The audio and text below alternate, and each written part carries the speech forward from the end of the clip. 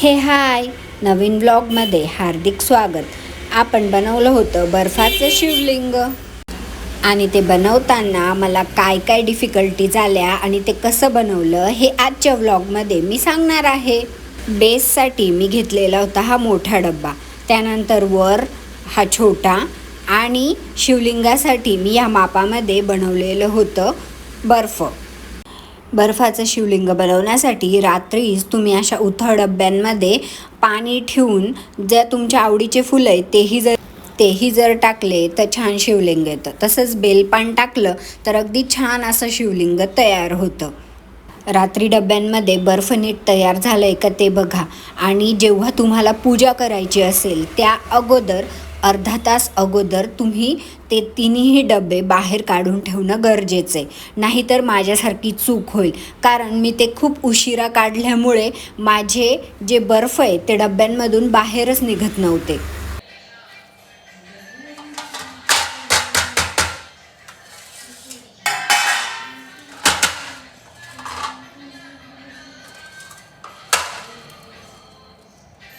बघताय ना तुम्ही ते किती कडक झालेले आणि निघत पण नाही. मी अगदी ठोकूनही बघितलं तरीसुद्धा तो बर्फ काही निघायला तयार नव्हता.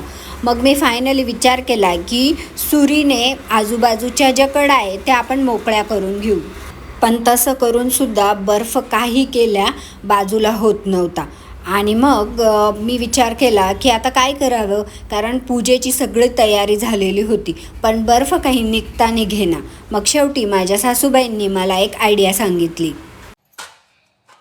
पाणी टाक, पाणी जरासं पाणी माहायचं लगेच सही म्हणजे आखी ये बघ कशी झालं. पाणी टाक सगळ्यांवर, लगेच निघून जाईल.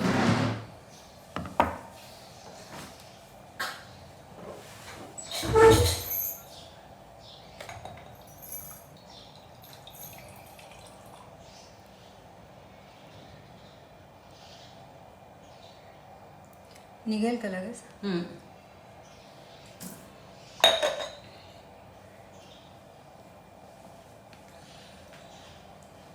मम्मींची ट्रिक काम करून गेली आणि आपला बेसचा जो डब्यात ठेवलेला बर्फाचा भाग आहे तो लगेच निघून आला. पण आता जो आपण शिवलिंगासाठी केलेला होता तोही हळूहळू पाणी खालचं मोकळं झाल्यामुळे निघून आला. आणि अशा पद्धतीने आपले 2 बेस तर तयार झालेले होते. पण आता वेळ होती तिसऱ्या डब्यामधलं बर्फ काढण्याची. आणि इथेच माझी एक चूक झाली होती. डब्याचा तळ मोठा आणि वरचं तोंड छोटं, त्यामुळे बर्फ खालीच अडकून बसलेला होता, कारण तोंड लहान असल्यामुळे तो बाहेर येता येत नव्हता. आम्ही पाणी कमी करण्याचा प्रयत्न करत होतो पण बर्फ काही बाहेर येत नव्हता. तुम्ही जर शिवलिंग बनवणार असाल तर मोकळ्या झाकणाचे डबे घ्या.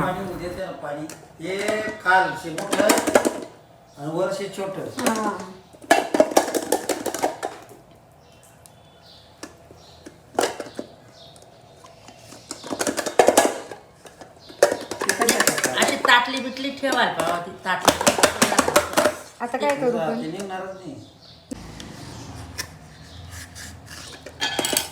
एक साइड निघते, एक साइड. का बाबा हे काय करू आता? गरम पाणी या वाटत. पप्पांनी सांगितल्याप्रमाणे मग मी तो डब्बा ठेवला गॅसवर वितळवण्यासाठी. अजून थोडं हे बा, ही इकडची साईड फक्त वितळायला लागली बरं का. डाळ लावताना याले लावाने याले ऐकाय मी. आणि फायनली तो सुद्धा आमचा जो डब्यातला जो बर्फ आहे तो निघून आलेला आहे. आणि आमची शिवलिंगाची तिन्ही जे साचे आहेत ते आता फायनली निघून आलेले होते. आणि अशा पद्धतीने झाली होती सुंदर पिंड तयार. आणि पिंड छानपैकी चौरंगावर स्थापित केली. त्यानंतर मी ज्या पिंडीवर असणाऱ्या 3 रेषा म्हणजेच त्रिपुंडक ते काढण्यासाठी पिवळ्या रंगाचा चिकट टेप घेतलेला होता आणि तो छानपैकी आयता आकारामध्ये मी कापून घेतलेला होता. आणि तोही छान पिंडीवर मी असा लटकवून घेतला, कारण तो कागद असल्यामुळे छान असा तिथे चिटकला आणि त्रिपुंडक तयार झालं. फक्त आता त्या त्रिपुंडकावर कुंकवाचं बोट लावलं की आपलं शिवलिंग, जे बर्फाचं शिवलिंग आहे ते तयार झालं होतं. आणि आता आपलं बर्फाचं शिवलिंग पूजा करण्यासाठी पूर्णपणे आपलं तयार झालेलं आहे. त्यानंतर बेलपत्र आणि पांढरी फुलंसुद्धा अर्पण करून घेतली आणि आजूबाजूचं जे ताट आहे ते सुद्धा मी छान सजवून घेतलं. ताटालाच थोडंसं हळदी कुंकू लावून मी आजची पूजा संपन्न केली. अमरनाथच्या शिवलिंगाचीच प्रतिकृती जशी काय माझ्याकडनं तयार झाली होती आणि मग भक्तिभावाने पूजा संपन्न झाली आणि नमस्कार करून आजची पूजा झाली. तर ही बर्फाचं शिवलिंग माझं कसं तयार झालं हे नक्की कमेंट बॉक्समध्ये सांगा आणि व्हिडिओला लाईक, शेअर आणि सबस्क्राईब करा. बाय.